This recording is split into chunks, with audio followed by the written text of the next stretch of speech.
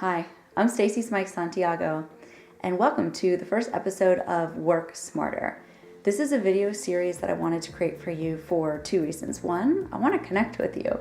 I want to let you know that I'm here and we can have a conversation.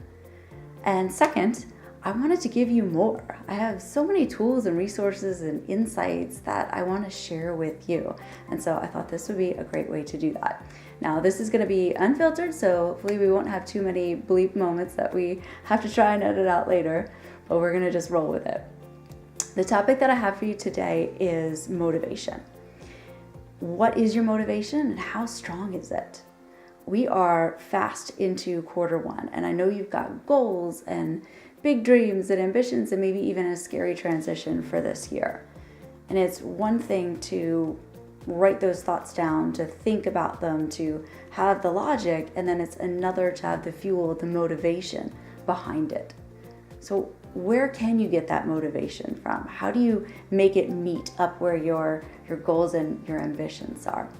Well, it might help to understand where motivation can come from.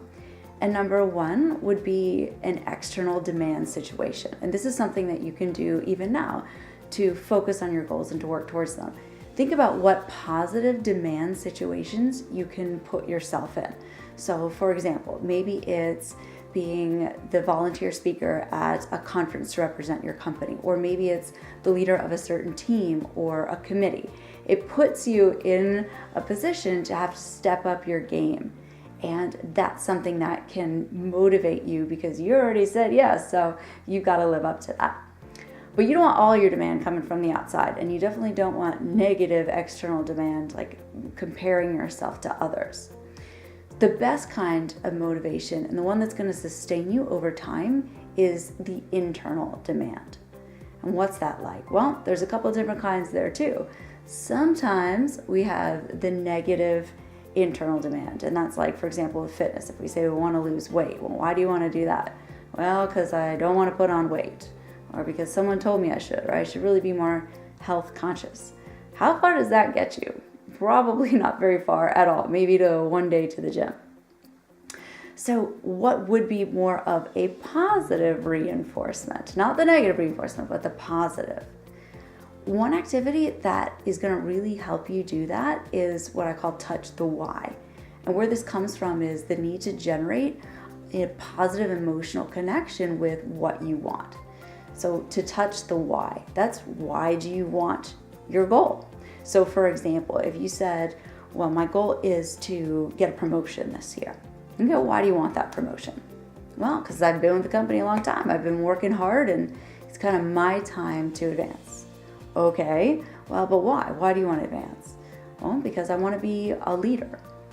Okay, why do you want to be a leader? Well, because then I can get to be more creative, and I love mentoring people, and I love managing and problem solving, and I love innovation. Okay, cool. That's your why. So you want to dig down. You might have to ask yourself, why do you want it? 5, 6, 7, 8, 9, 10 times to get down to what truly is going to drive you there. So let's say it is those conditions of, well, I get to express these skills, this creativity, innovation. I love mentoring people. I want to lead. That's what's going to make me excited to get up in the morning and go to work. Okay, now the next step is to write about, to visualize, to illustrate what that feels like. Imagine if you already had that and you're living into it.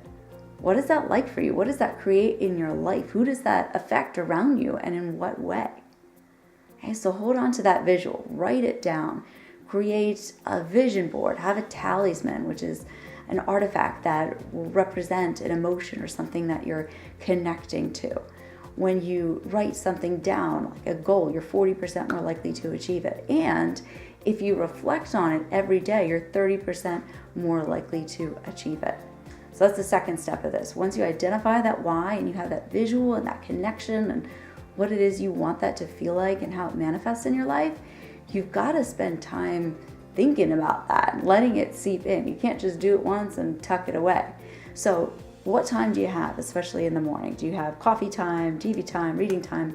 See how you can work in your 5 minutes, 10, 15 minutes to reflect on this and anything else positive that's going to reinforce things like confidence and what you want to create going forward. It doesn't take a lot of time, but you do need to be consistent with it. If all you have is your commute time, then once you've written this out, read it to yourself, record it in the iPhone, and play it back. There's lots of ways to do this. So that's how you touch the why. You generate emotional connection and you touch that every day. That's what makes it real for you. And that is the internal demand which fuels your motivation. So I hope that makes sense and that helps. I would love for you to hop on over to the blog and let me know your thoughts on that. And I will catch you over there as well as next week with another video. Thank you.